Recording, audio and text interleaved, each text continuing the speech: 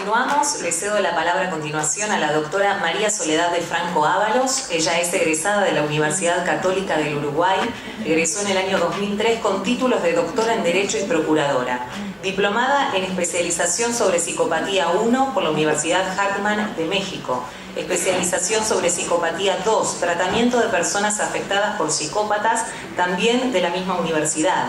Gestión, Gobierno y Profesionalización de la Empresa Familiar por la Universidad Católica de Cuyo, de Argentina. Conducta Delictiva y Victimología por el Instituto Ecuatoriano de Ciencias Forenses. Autora y redactora del proyecto de ley contra el acoso moral en el trabajo, presentado en el año 2012 en la Cámara de Senadores y en el 2015 ante la Cámara de Representantes de Uruguay. Actualmente ejerce como abogada, asesora y docente responsable de psicopatía en Uruguay, a la vez que acompaña a las personas que han sido afectadas por psicópatas. Nos hablará sobre lagunas legales, procesos judiciales, problemática que enfrentan las víctimas en su proceso legal. Adelante. Buenas tardes a todos, gracias por la cordial invitación. Y bueno, lo primero que ustedes se preguntarán, ¿qué tiene que ver la psicopatía con el derecho? Porque es muy frecuente que un abogado hable de estos temas y más aún que se forme, los aborde.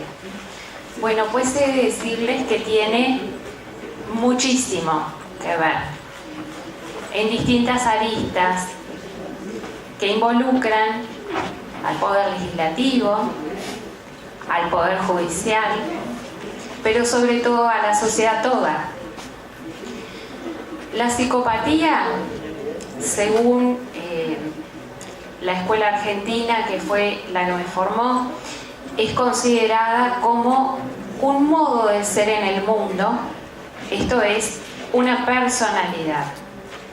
¿Personalidad con qué características? Excepcional o atípica, siguiendo criterios estadísticos. ¿Cuáles son los criterios estadísticos? Los psicópatas son una pequeña pero muy dañina porción de la sociedad. Y las personas comunes, con ellos no compartimos absolutamente nada y sobre todo vivimos y nos manejamos con una lógica diferente. No es necesario ingresar para decir lo que a nivel emocional distingue a un psicópata de a una persona no psicópata, común y corriente. Las personas comunes podemos sentir y los psicópatas no.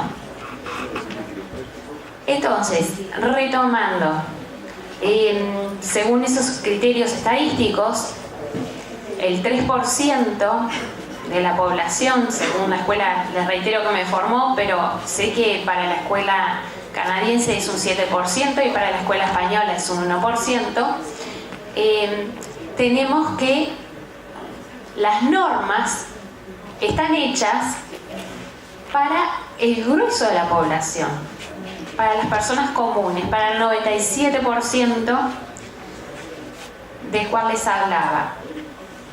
Pero al momento de aplicar esas normas a estas personas tan especiales, diferentes y atípicas, según el criterio propugnado por Schneider, tenemos que las normas, tal como están concebidas, no solo son insuficientes, sino que en muchos casos, y ahora les voy a poner un ejemplo, son perjudiciales para las personas que han padecido en su vida a un psicópata. Les pongo un ejemplo de mi país, desconozco cómo es la normativa aquí. En Uruguay, si uno va a iniciar un juicio, tiene que necesariamente en forma previa citar a conciliación, ¿sí?, a la contraparte. Entonces ustedes imagínense que una persona que ha estado bajo el yugo psicopático, bajo la esclavitud psicopática, tiene que citar para dividir sus bienes, por ejemplo, a quien lo maltrató psicológicamente durante años, a quien lo degradó, a quien lo cosificó. Y cuando se fija esa audiencia en un ámbito físico reducido, va a tener que encontrar y verle la cara al depredador con todo lo que ello conlleva. Nada más y nada menos que a la ruptura, ¿sí?, del contacto cero, que es la herramienta ideal, aunque a veces no es 100% posible, pero sí ideal para las personas que desean recuperarse y salir adelante luego de semejante devastación. Ahí creo que en Argentina se aplica también la necesidad de la mediación obligatoria previa a un juicio, que también es algo lamentable cuando de psicópatas se trata. ¿Qué es lo primero que tenemos que tener en cuenta? En todo vínculo psicopático, absolutamente en todos los vínculos psicopáticos, existe una asimetría de poder. El psicópata está acá y la persona que está con el psicópata está por allá abajo, con la autoestima destruida, aislado generalmente, porque el psicópata se encarga de desproveerlo de todos sus afectos y personas que pudieran abrirle los ojos. Y así, en esa situación, la ley, ingenuamente, pretende que estas dos personas, abusado y abusador, se sienten a buscar una solución transaccional que desde el inicio es inviable. ¿Y por qué es inviable? Porque para cualquiera de nosotros negociar con otro, ¿sí?, aceptar una mediación, supone que yo estoy reconociendo en la otra persona a un par mío, ¿sí?, a una persona. Y los psicópatas, que son ególatras, ¿sí?, que lo único que pueden ver y a lo único que pueden quererse es a sí mismos, ¿sí?, trabajan siempre para lograr sus propios fines en todas las áreas. Y los que se separan y han construido con este tipo de sujetos algún patrimonio en común, van a sufrir en carne propia, ¿sí?, lo que es el resultado de una estrategia de depredación premeditada, calculada, fría, definida con una lógica casi perfecta desde una perspectiva estratégica militar, porque así son ellos. Entonces, ¿qué ocurre? ¿De qué mediación, de qué conciliación vamos a hablar si estamos enfrentando al depredador con el depredado? Es bastante ilógico y es una de las cosas que sería muy bueno que de algún modo, no sé cómo, se modificara en estas legislaciones. Ahora, muy bien, sigamos con lo siguiente. El otro problema que se da, y lo veo en la práctica profesional y a veces me dan ganas de morirme. Mis colegas abogados no tienen la menor idea acerca de lo que es la psicopatía. Tampoco tienen voluntad de formarse, ¿sí? Cuando uno menciona en el foro la palabra psicópata, lo primero que piensan, ¡ay, sí! Es un loco, textualmente te lo dicen, es un loco. Y si hay un ser que no es ni neurótico, ni psicópata, ni psicótico, sino alguien que es plenamente consciente de lo que es el bien y del mal, ese es el psicópata.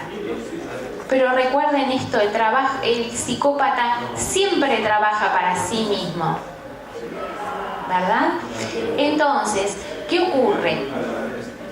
El psicópata manipula, por tanto, a su propio abogado.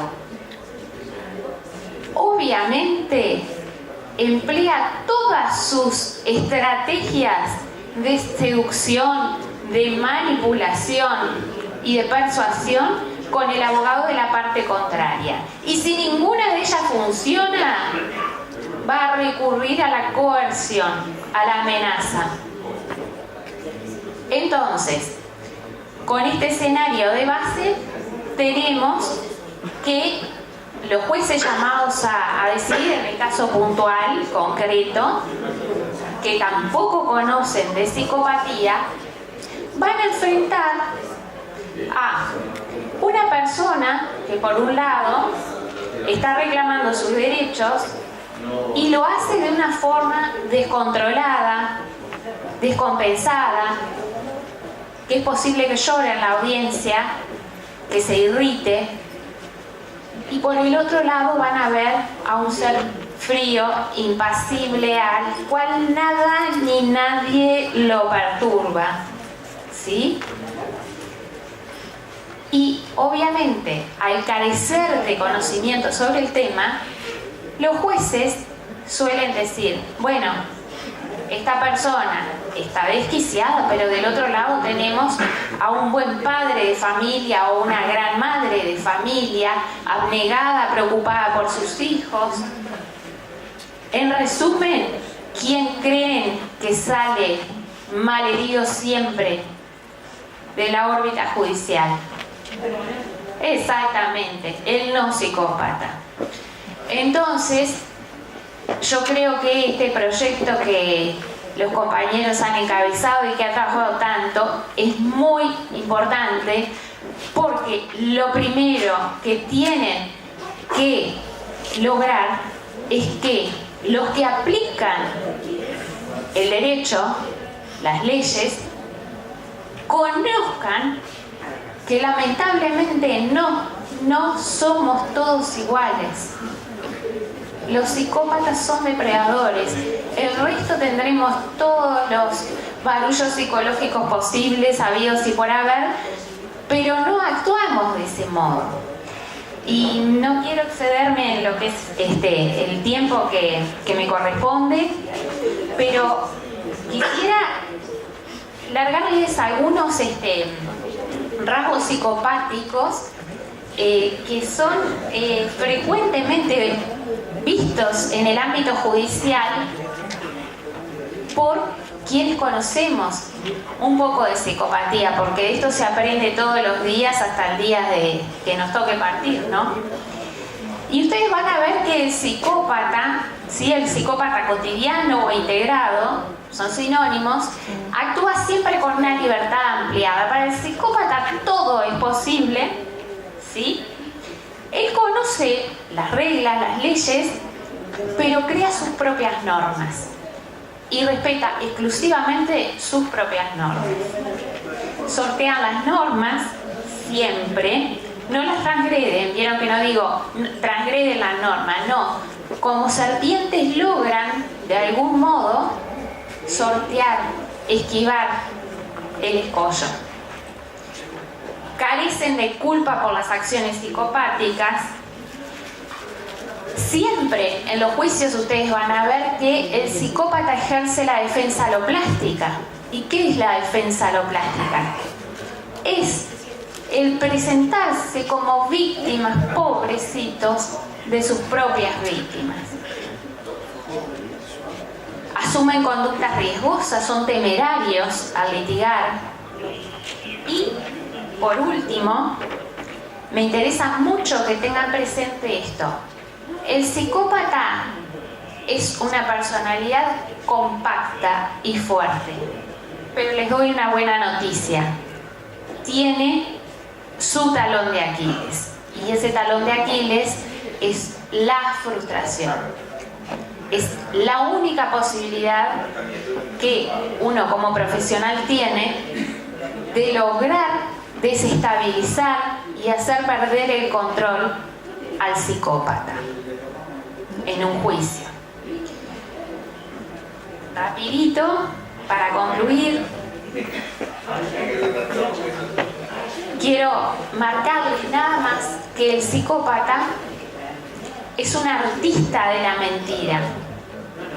Es un ser capaz de mentir sin ningún tipo de prurito, no solo verbalmente, sino actuando. Entonces ustedes van a ver que en los juicios los psicópatas, pobrecitos, siempre son los mejores padres y son las víctimas. Y los jueces, lo peor es que les creen, generalmente les creen.